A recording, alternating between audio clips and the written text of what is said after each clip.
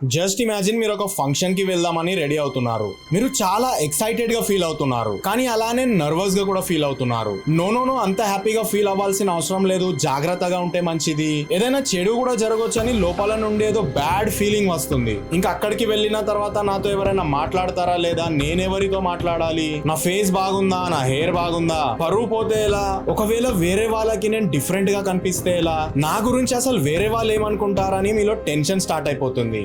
ఇంకెవరైనా వచ్చి మీతో మాట్లాడడం స్టార్ట్ చేయగానే మీ మైండ్ లో ఒక రేస్ స్టార్ట్ అయిపోతుంది, మీకు చెమటలు పట్టడం స్టార్ట్ అవుతాయి. ఆ సిచ్యువేషన్ లో మీరేదో మాట్లాడుతున్నారు, అసలు అక్కడ మీ బాడీ నుండి మీరు డిస్కనెక్ట్ అయిపోయిన ఫీలింగ్ స్టార్ట్ అయిపోతుంది. ఏం జరుగుతుందో కూడా మీకు అర్థం కావట్లేదు. మీతో మాట్లాడుతున్న పర్సన్ వెళ్ళిపోగానే మీరు చాలా లోగా ఫీల్ అవ్వడం స్టార్ట్ అవుతారు.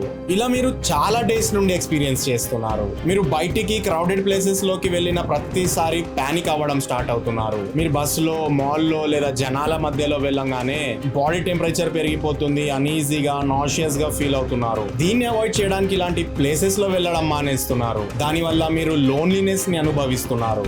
లోకం నుండి కట్ చేసుకొని మిమ్మల్ని మీరు ఐసోలేట్ చేసుకుంటున్నారు. చెయ్యడానికి ఏం ప్రొడక్టివ్ గా లేక సోషల్ మీడియాలో, ఫోన్ లో టైం స్పెండ్ చేస్తున్నారంటే మీరు యాంగ్జైటీ డిసార్డర్స్ ని ఫేస్ చేస్తున్నారని అర్థం. సో ఈ రోజు యాంగ్జైటీ నుండి ఎలా బయటపడాలో చూద్దాం. అస్సలు లేట్ చేయకుండా ఫుల్ ఆన్ ఎనర్జీతో చలో షురూ చేద్దాం. Welcome to critics TV.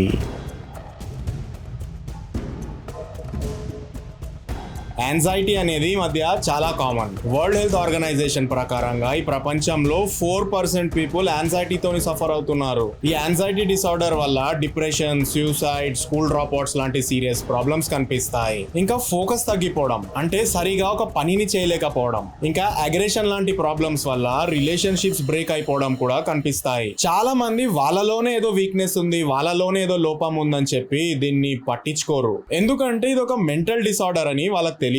మనిషి అన్నాక యాంగ్షియస్ గా ఫీల్ అవ్వడం కామన్, కానీ నార్మల్ యాంగ్జైటీ వేరు, యాంగ్జైటీ డిసార్డర్ వేరు.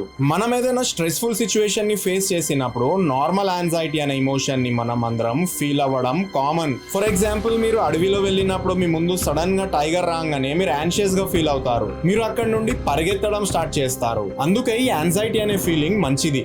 మనకు ఇలాంటి సిచ్యువేషన్స్ నుండి కాపాడుతుంది, మనకు అక్కడ నుండి పారిపోవడంలో హెల్ప్ చేస్తుంది. ఈ యాంగ్జైటీ అనేది మనకు వర్క్ లో మన డెడ్ లైన్స్ ని మీట్ అవ్వడంలో కూడా హెల్ప్ చేస్తుంది. ఇంకా మన లైఫ్ లోని ఎమర్జెన్సీ సిచ్యువేషన్స్ తోని డీల్ చేయడంలో కూడా హెల్ప్ చేస్తుంది. కానీ అసలు డేంజర్ లేని సిచ్యువేషన్స్ లో కూడా ఈ యాంగ్జైటీ అనే ఇమోషన్ ఎక్స్ట్రీమ్ లెవెల్లో మిమ్మల్ని అలా ఫీల్ అయ్యేలా చేస్తుందంటే మీకు యాంగ్జైటీ డిసార్డర్ ఉన్నట్టు అర్థం. For example, generalised anxiety disorder ని ఫేస్ చేస్తున్న వాళ్ళు వాళ్ళ లైఫ్ లో జరిగే ప్రతి చిన్న విషయం గురించి కూడా చాలా వరి అవుతుంటారు. ఇంకా టెన్షన్స్ ని, వరీని కంట్రోల్ చేయాలనుకున్నా చెయ్యలేకపోతారు. దాని వల్ల వాళ్ళలో రెస్ట్లెస్నెస్, ఫియర్, నిద్ర పట్టకపోవడం, చిరాగ్గా ఉండడం, ఇంకా ఏదైనా టాస్క్ లో అంటే పనిలో కాన్సన్ట్రేట్ చేయలేకపోవడం లాంటి సిమ్టమ్స్ కనిపిస్తాయి. యాంగ్జైటీ డిసార్డర్ లో కూడా ఇన్ని టైప్స్ ఉంటాయి. మీరు వీటిలో ఎలాంటి యాంగ్జైటీ డిసార్డర్ ని ఫేస్ చేస్తున్నా దానికి సొల్యూషన్ మీరు అనుకునే దానికంటే చాలా సింపుల్. చాలా సార్లు యాంగ్జైటీ కోసం మెడికేషన్స్ లాంగ్ టర్మ్ లో అంత ఎఫెక్టివ్ గా ఉండకపోవచ్చు, సిమ్టమ్స్ మళ్ళీ వెనక్కి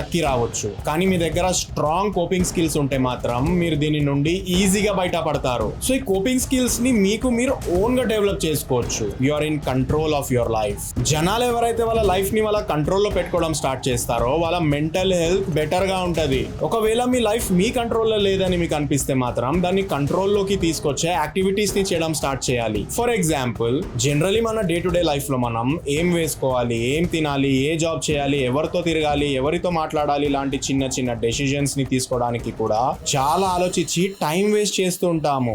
డెసిజన్ మేకింగ్ లో చాలా డిఫికల్టీని ఫేస్ చేస్తూ ఉంటాము. దాని వల్ల డైలీ టెన్షన్స్ ని ఫేస్ చేస్తుంటాము. మైండ్ లో ఎప్పుడు ఏదో ఒక థాట్ నడుస్తూనే ఉంటది. మన మైండ్ పైన మనకు అసలు కంట్రోల్ ఉండదు. మన మైండ్ అసలు పీస్ఫుల్ గానే ఉండదు. సో ఈ ఇండెసిజన్ అనే ప్రాబ్లమ్ ని ఓవర్కమ్ అయ్యి మన మైండ్ ని మన కంట్రోల్ లోకి తీసుకురావాలంటే చాలా simple solution, do it badly. అంటే మనం పర్ఫెక్షన్స్ వెనకాల పరిగెడతాం. చేస్తే పర్ఫెక్ట్ గా చేస్తాను, అది కొన్నాక స్టార్ట్ చేస్తాను, అది ఉంటే స్టార్ట్ చేస్తానని పర్ఫెక్షన్ వెనకాల పరిగెత్తడం వల్ల మనం చేయాలనుకున్న పని డిలే అండ్ పోస్ట్పోన్ అవుతూ ఉంటది. దాని వల్ల ఇంకా వరీస్ అండ్ టెన్షన్ స్టార్ట్ అయిపోతాయి. మనకు అసలు పీస్ ఆఫ్ మైండ్ లేకుండా పోతుంది. సో దానికి సొల్యూషన్ డూ ఇట్ బ్యాడ్లీ. అది పర్ఫెక్ట్ గా ఉన్నా లేకపోయినా చేసి పడేయాలి. డైలీ కొంచెం కొంచెం ఇంప్రూవ్ అవ్వడానికి ట్రై చేయాలి. అప్పుడు వన్ డే ఆటోమేటికలీ ఆ పర్ఫెక్షన్ ని అచీవ్ చేసేస్తారు. ఈ ఒక్క స్కిల్ ని మీరు అప్లై చేయడం స్టార్ట్ చేస్తే మీ ప్రొడక్టివిటీలో ఎంత ఇంప్రూవ్మెంట్ కనిపిస్తుందో మీరు యాక్చువల్ గా గమనించవచ్చు. మీ లోపల ఉన్న యాంగ్జైటీ ఎక్సైట్మెంట్ తోని రీప్లేస్ అయిపోతుంది. చాయిసెస్. మన లైఫ్ లో ఎంత తక్కువ చాయిసెస్ ని పెట్టుకుంటే అంత పీస్ఫుల్ గా ఉంటాం. మన లైఫ్ లో ఏది చెయ్యాలో చెయ్యకూడదో మన డూస్ అండ్ డోంట్స్ ని మనమే క్లియర్ గా డిఫైన్ చేసి పెట్టుకోవాలి. ఫర్ ఎగ్జాంపుల్, చాలా మంది నాన్ వెజిటేరియన్స్ ఈ సోషల్ మీడియాలో చూసి రేపటి నుండి నాన్ వెజ్ మానేస్తా అని అంటుంటారు. కానీ కొన్ని రోజులు మానేస్తారు, తర్వాత మళ్ళీ స్టార్ట్ చేస్తారు. అక్కడ నుండి మానేలేకపోతున్నా, ఏదో తప్పు చేస్తున్నా అనే గిల్ట్ వాళ్ళలో స్టార్ట్ అవుతుంది. వాళ్ళ మైండ్ లో ఎప్పుడు తినాలా వద్దా అనే కాన్ఫ్లిక్ట్ నడుస్తూ ఉంటే ఇంకా మైండ్ పీస్ఫుల్ గా ఎలా ఉంటది. అందుకే లైఫ్ లో మన డూస్ అండ్ డోంట్స్ ని క్లియర్ గా మనమే డిఫైన్ చేసి పెట్టుకోవాలి. నాన్ వెజ్ తినాలనిపిస్తే తినేయాలి, వద్దు అనిపిస్తే మానేయాలి. తినాలా వద్దా, కొంచెం తింటా, ఎల్లుండి మానేస్తా, పక్కన వాడేమనుకుంటాడు, ఇవన్నీ మీలో ఇంకా ఇంకా టెన్షన్స్ ని క్రియేట్ చేస్తాయి. మీరు ఇంకా ఇంకా యాంగ్షియస్ గా ఫీల్ అవ్వడం స్టార్ట్ అవుతారు. ఒకవేళ మీరు వద్దు అనుకుంటే మాత్రం మీ లైఫ్ లో ఎలాంటి పరిస్థితి వచ్చినా నో అంటే నో. ఇంకా నో మ్యాటర్ ఎంత మనీ ఇచ్చినా మీరు దాన్ని సైడ్ ఇంకా తిరిగి చూడకూడదు. అలా మన లైఫ్ లోని డూస్ అండ్ డోంట్స్ ని మనమే క్లియర్ గా డిఫైన్ చేసుకొని మన లైఫ్ ని మన కంట్రోల్లో పెట్టుకోవచ్చు. ఇంకా లోపల నుండి యాక్చువల్ గా పీస్ఫుల్ అయిపోవచ్చు. Forgive your self. Me friend ఎవరైనా 24/7 మీ పక్కన కూర్చొని మీరు అది తప్పు చేస్తున్నారు, మీలో ఇది బాలేదు, అది పర్ఫెక్ట్ గా లేదు అని చెప్తూ ఉంటే మీరు వాడిని భరించలేరు కదా. ఎలాగైనా వాడి నుండి దూరం వెళ్ళిపోవాలనుకుంటారు కదా. అలానే యాంగ్జైటీతోని సఫర్ అవుతున్న వాళ్ళు 24/7 వాళ్ళని వాళ్ళు ఈ విధంగా ట్రీట్ చేసుకుంటుంటారు. నాలో ఈ ప్రాబ్లం ఉంది, పాస్ట్ లో నేను ఇలా చేశాను, తప్పు చేశాను, ఆ పర్సన్ ఉంటే బాగుండేదని వరి అవుతూ ఉంటారు. మీకు మీరే ఓన్ గా లేనిపోని టెన్షన్స్ ని క్రియేట్ చేస్తుంటారు. సో దీని నుండి బయటపడాలంటే మిమ్మల్ని మీరు క్షమించేసుకోవాలి. పాస్ట్ ఏదో మిస్టేక్ జరిగిపోయింది, దాని వల్ల ఏదో లాస్ వచ్చింది, ఏదో పోయింది, ఎవరో మిమ్మల్ని వదిలేశారని 24/7 మిమ్మల్ని మీరు బ్లేమ్ చేసుకుంటా కూర్చోవడం కంటే దాట్స్ ఓకే, పాస్ట్ లో జరిగిపోయింది ఏదో జరిగిపోయిందని వదిలేయండి. దాన్ని యాజ్ అన్ ఎక్స్పీరియన్స్ గా చూడడం స్టార్ట్ చేయండి. అసలు ఈ లోకంలో క్షమించలేనంత పెద్ద తప్పు ఏది ఉండదు. కానీ నా వల్ల ఇలా జరిగిపోయింది, నేను ఇలా చేశాను, నాతో ఇలా జరిగి ఉండకూడదని మనం దాన్ని చాలా సీరియస్ గా తీసుకుంటాము. అందుకే forgive your self and move on. ఇలా చేస్తే మీరు ఈజీగా హీల్ అవుతారు, మీ సఫరింగ్స్ నుంచి బయటపడతారు, మిమ్మల్ని మీరు ప్రేమించడం స్టార్ట్ చేస్తారు. Having a purpose and meaning in life. మన లైఫ్ లో ఒక పర్పస్ ఉండడం అనేది చాలా ఇంపార్టెంట్ కోపింగ్ మెకానిజం. మనం ఏం పని చేసినా, ఎంత సంపాదించినా సరే, మనం ఒకరికి ఉపయోగపడుతున్నామంటే దానికంటే పెద్ద హ్యాపీనెస్ ఏది ఉండదు. అది మీకోసం, మీ ఫ్యామిలీ కోసమే కావచ్చు. మన పర్పస్ ఆఫ్ లైఫ్ లోని ఫస్ట్ లెవెల్ సర్వైవల్ ని ఎన్షూర్ చేయడం, మన కోసం, మన ఫ్యామిలీ కోసం ముందు దాన్ని ఎన్షూర్ చేయడం పైన ఫోకస్ పెట్టాలి. దీని గురించి ఇంకా డెప్త్ గా మేట్రిక్స్ సిరీస్ లోని పర్పస్ ఆఫ్ లైఫ్ ఎపిసోడ్ లో క్లియర్ గా చెప్పాను, వెళ్ళి చూడండి. మనం టైం టు టైం చిన్న చిన్న టార్గెట్స్ ని పెట్టుకోవడం, దాన్ని అచీవ్ చేయడం, అచీవ్మెంట్స్ ని ఇంకొకరితోని పంచుకోవడం, ఎంజాయ్ చేయడం, ఇవన్నీ టైం టు టైం మనని మోటివేట్ చేస్తుంటాయి.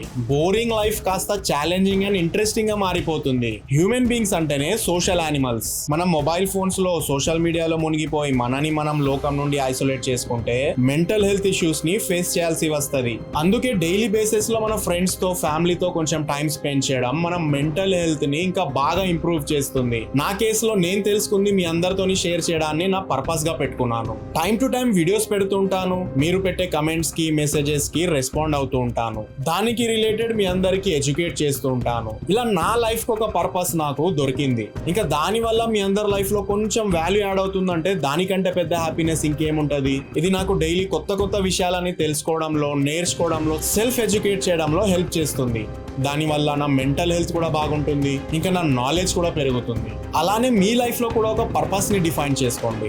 వీలైతే మీరు కూడా ఇంకొందరిని ఎడ్యుకేట్ చేయడం స్టార్ట్ చేయండి. మీకు ఏదైనా మెంటల్ హెల్త్ ఇష్యూస్ ఉన్నా లేకపోయినా నేను చెప్పిన ఈ కోపింగ్ స్ట్రాటజీస్ ని మీ లైఫ్ లో అప్లై చేయడం స్టార్ట్ చేసి చూడండి. మీ మెంటల్ హెల్త్ లో ఇంప్రూవ్మెంట్ కనిపిస్తుంది. ఇంకా ఫ్యూచర్ లో ఏదైనా ట్రాజడీస్ ని ఫేస్ చేసినా ఈజీగా బయట పడిపోతారు. ఎందుకంటే అప్పటి వరకు మీ కోపింగ్ స్కిల్స్ చాలా స్ట్రాంగ్ గా ఉంటాయి కాబట్టి. ఐ హోప్ ఈ వీడియో వల్ల మీకు యాంగ్జైటీ నుండి బయటపడడంలో హెల్ప్ దొరుకుతుందని అనుకుంటున్నాను. నెక్స్ట్ వీడియోలో ఉన్నవాడికి ఉన్నది ఎక్కడ పోతుందని భయం, లేని వాడికి ఈ రోజు రాత్రికి ఏం తినాలని భయం, హ్యాపీగా బ్రతుకుతున్నా ఎక్కడ చచ్చిపోతామన్నా భయం. అసలు ఈ భయం, ఫియర్ అంటే ఏంటి, ఎన్ని టైప్స్ ఆఫ్ ఫియర్స్ ఉంటాయి, ఈ ఫియర్ ని ఎలా కాంకర్ చేయాలి, ఇవన్నీ మనం నెక్స్ట్ వీడియోలో చూద్దాం. Till then thanks for loving. నా పేరు కెవిన్. జై హింద్.